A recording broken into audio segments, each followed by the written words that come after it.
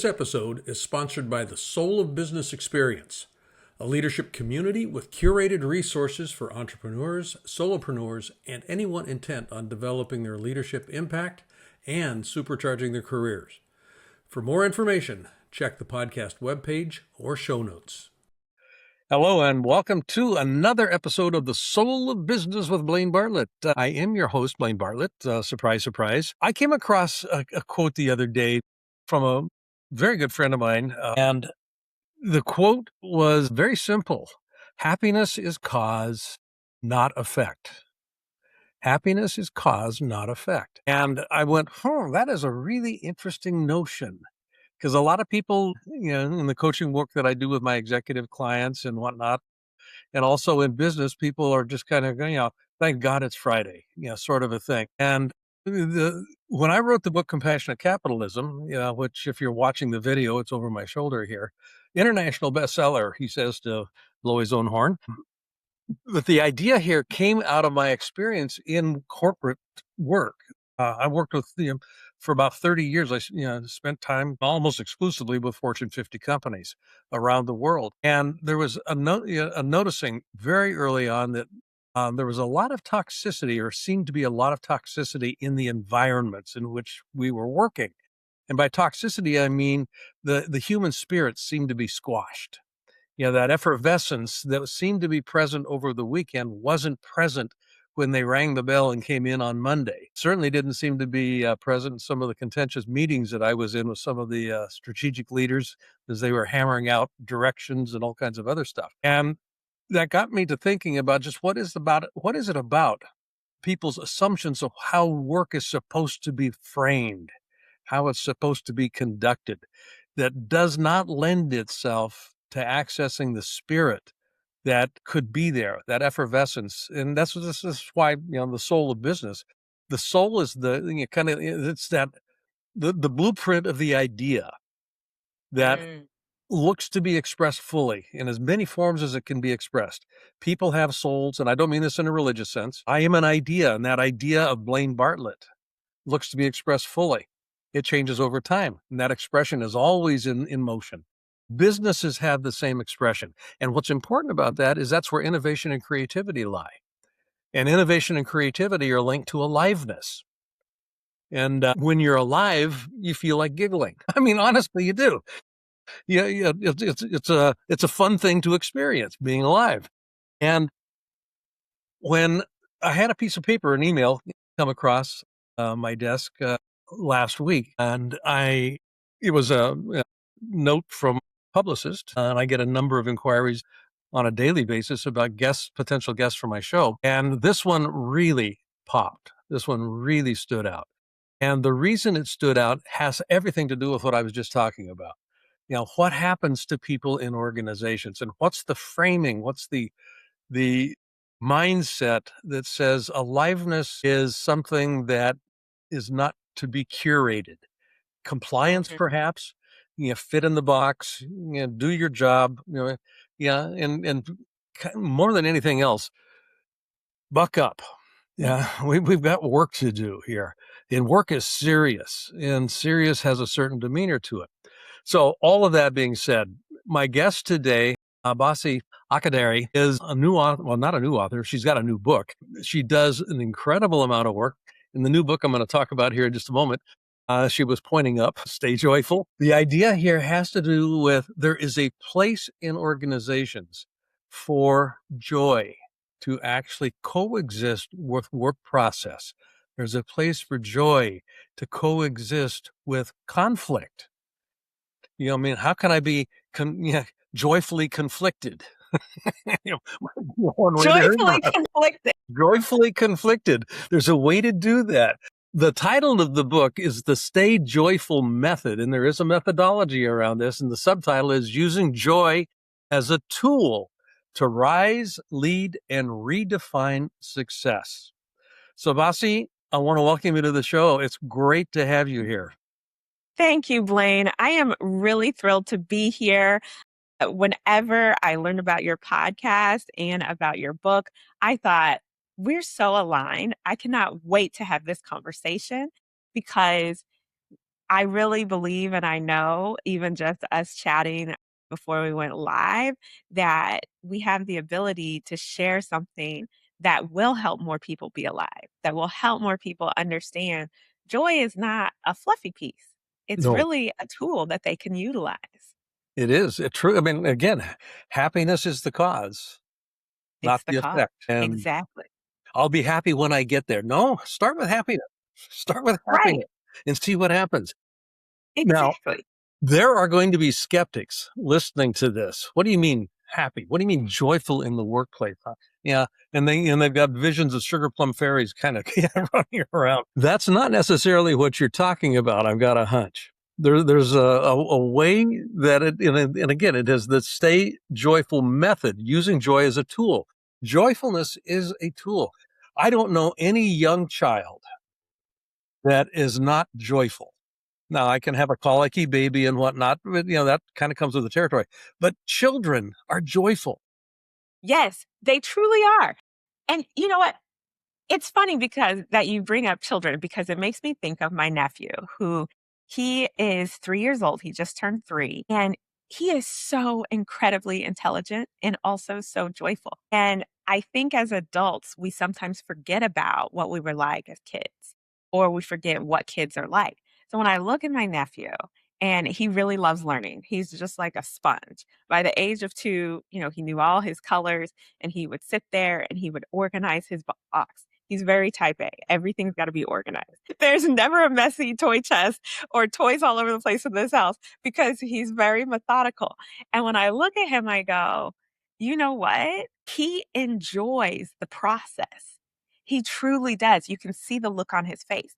And so when we think about joy in the workplace, we have to come to this understanding that we each have different points of joy. And if we understand our own unique joy, then we begin to seek out work that amplifies that joy.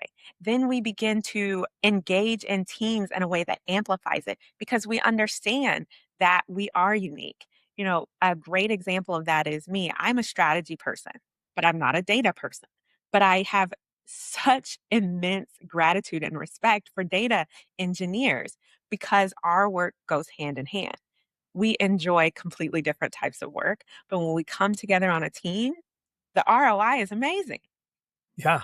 And it's you've got something here, goal crushing. And this is actually on your website, which I love. And by the way, the website, we'll put this in the show notes, goalandgrind.com. And we're going to talk about the use of those two words here in just a minute. But one of the things that you highlight on your website is goal crushing is a team sport. Now, that makes sense. It's kind of, we think about, diversity and we bring in, teams and that, we get different points of view and it is a team sport. Nobody does anything by themselves of any consequence.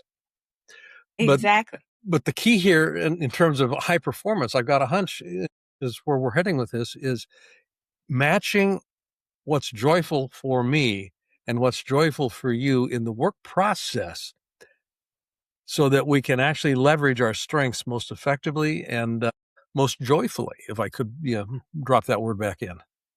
Right.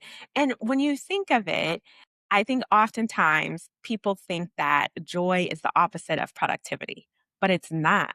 The opposite of productivity is burnout, and joy is a tool to prevent burnout. And so when you really get down to the nuts and bolts of it, joy is your tool so that you don't get burnt out. Joy is your tool to sustain you. So if you know what type of work you like doing that you're also good at, then, when there are difficult challenges, little puzzles that you need to solve at work, you're more likely to continue and to push through those difficult challenges at work because you know what the overarching goal is. And it is a goal that brings you joy and will amplify your joy. So it's no longer an empty promise of, well, if I get this done, I might enjoy myself at some point. It's now an I know, and this is my guiding light, as well as understanding your teammates.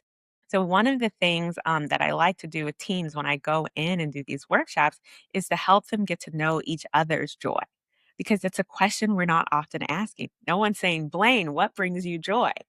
And not just on the surface level, but really thinking about it from the perspective of what brings you joy in the workplace. What Hmm. types of projects do you like to work on?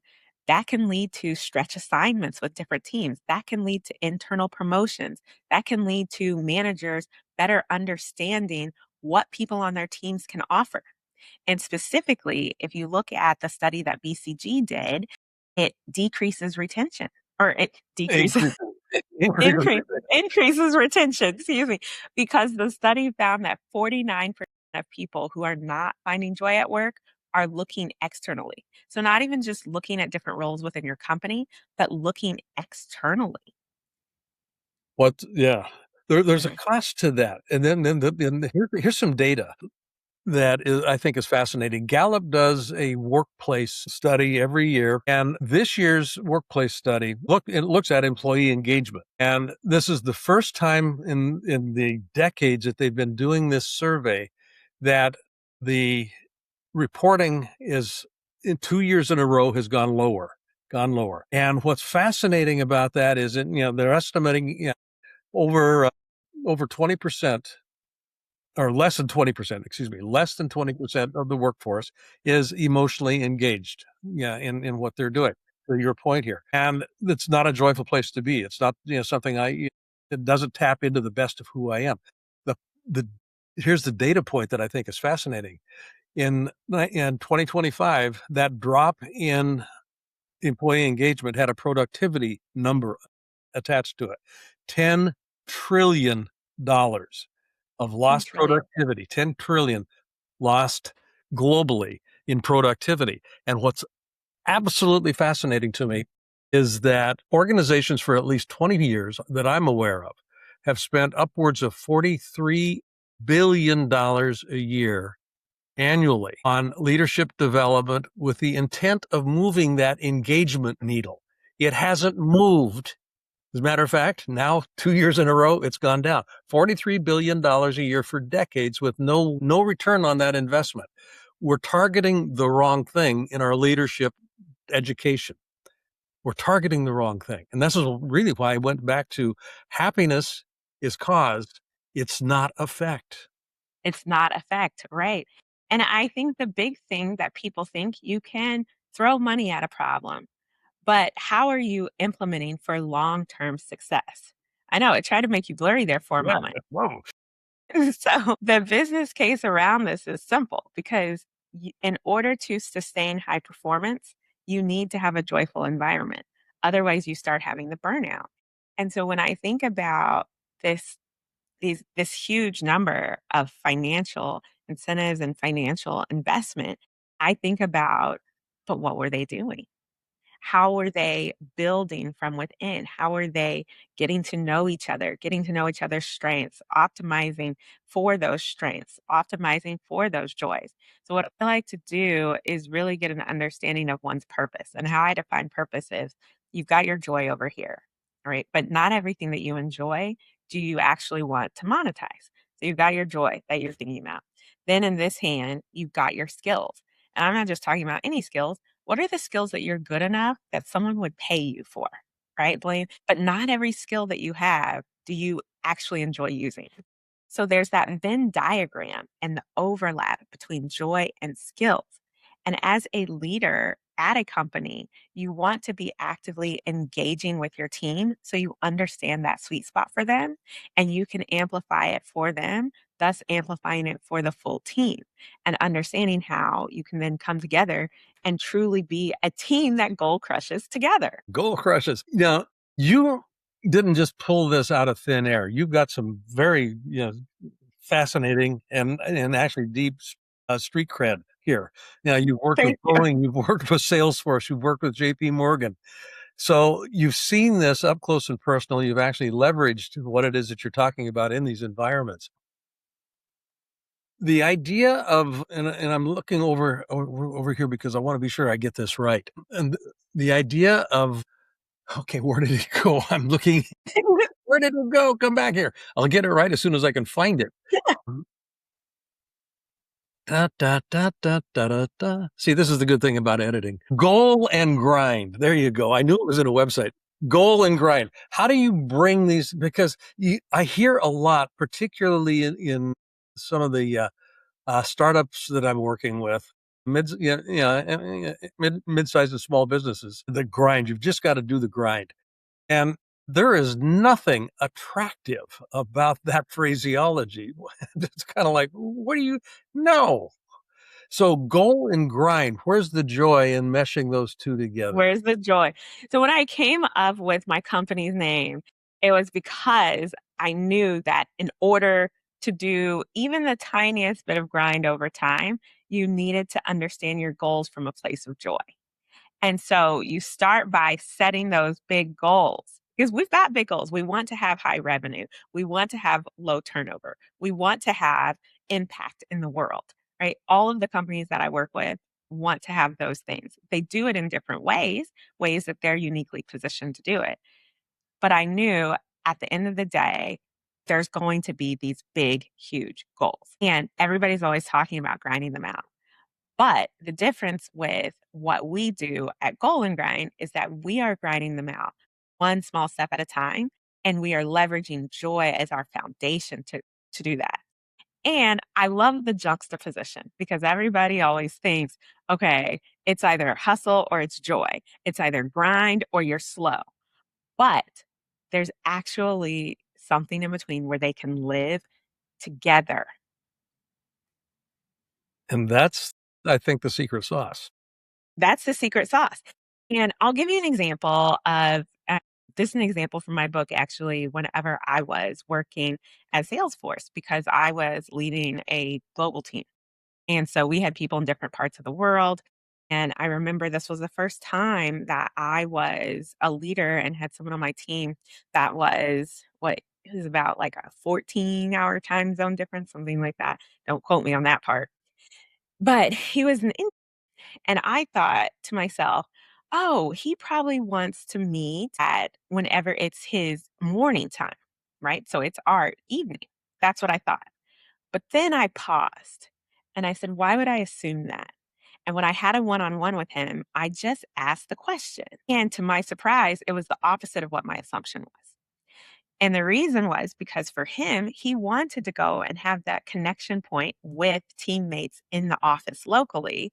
And then he wanted to come home, eat dinner, go for a run, be with his wife, and then go ahead and take a call with the team in the US. So even though it was super late there, it'd be like 7, 8 p.m. there whenever he would get on the calls with us, that was the sweet spot for him. And so for me as a leader, I had to learn to understand my team from a place of what's bringing them joy. It was bringing him joy to be able to go in the office and have connection. It was bringing him joy to be able to have that nice break and then come back, do some work, and sign off for the night. So everybody operates differently, but this worked well for our team because also I didn't really want to have to stay up super or stay online really long in the evening in order to accommodate an early morning for him, but I was gonna do it. So, as soon as he shared his preference, I thought, "Whew, this is great." Cocktail. Right. I said, "Okay, wonderful, wonderful. My morning, your evening." And so those are the types of, like, small modifications that you can really start to make whenever you're leading from a place of joy and being able to have that empathy to just ask the question rather than saying, "I know the answer." Talk to your team. Power of questions. I was doing another interview earlier today, and the focus there was on the use of questions from a leadership perspective. And the kind of question, and this kind of goes into the domain of language creates reality. It also reflects reality. So you want to be able, and this is, I'm going to just check this out with you. I want to be able to ask a certain kind of question that is different than why. Why is omnidirectional? Why did you do this? And it lends itself to an explanation rather than a dive that is an exploration. An explanation, exploration. I want an exploration. How does that serve basically carving out the experience of joy? And what kind of questions serve best for that? You ask curious questions. And I just have to say, I'm really glad you asked this. And in my mind, I'm like, wait, did you read the whole book already? Because this is in there. This is in there. And this is part of the work that I do with leadership teams. But and why is the exact question I say, you don't want to ask that. You don't want to ask that. You want to ask how, because you want to get curious. So if someone on your team has an idea, if you ask why, it squelches the idea. It introduces doubt. If you ask how, it introduces curiosity and intrigue and creativity. When you ask creative questions like, how would you go about that? The person's brain doesn't shut down. Instead, it activates. And you want a team who's activated, especially as we are in, well, I shouldn't say entering, as we are in this day and age of AI and its rapid growth. You have to be the type of leader that inspires creativity by asking how rather than why. Which leads me to a how question. And this is a question that skeptics will have. I got a hunch. I've spent almost 40 years in corporate environments working with executive teams. And as they try to implement change in the organization, there's always pushback. I don't care how good the business case is, how logical it is, there's always pushback. Yeah, communication is biological, it's not logical. And people have feelings about things. So those feelings can morph into conflict. Mhm. So the question, and I actually kind of brought this up in the green room before we started recording live here. How can I, using joy is kind of the platform, joyful conflict? How would that come Joyful into play? How would that come into play? Joyful conflict. So, Blaine, first off, I think the big thing that people have to realize is you don't have to announce joy. You can live it and you can model it. And so, whenever you are experiencing that sort of conflict in the office, maybe you're trying to champion something, then you need to start using language such as, I want us to build something we're proud of together. I want to think about the way that we build it as a reflection of our team as a whole because together we are stronger, right? So you don't have to announce, listen, we're leading with joy. You can lean into it with your own behaviors. And I think the other part is people have to start to understand there's leadership by title, but then there's also leadership by influence. Yes. There are several individual contributors who are in leadership positions because of the way that they've moved, of the way that they've worked, and people admire it. And so the biggest thing that I say when you are modeling a joyful leadership method, then what you need to do is really live by your 3 C's of joyful living, which is celebrate your wins, cheer for other success, and connect with your community. And as leaders, when you're talking about celebrating wins, you want to develop a cadence for it. And you also want to understand how people on your team would like to be recognized. Some people do not want to be called out in the middle of a meeting. Some people would love, maybe a financial incentive. People have different ways that they receive recognition. So understanding those will help you to celebrate them and get on your way. So the second one, I'm getting long-winded here. The That's second good. one, That's good. cheering for others' success. That is that it's not just, hold on.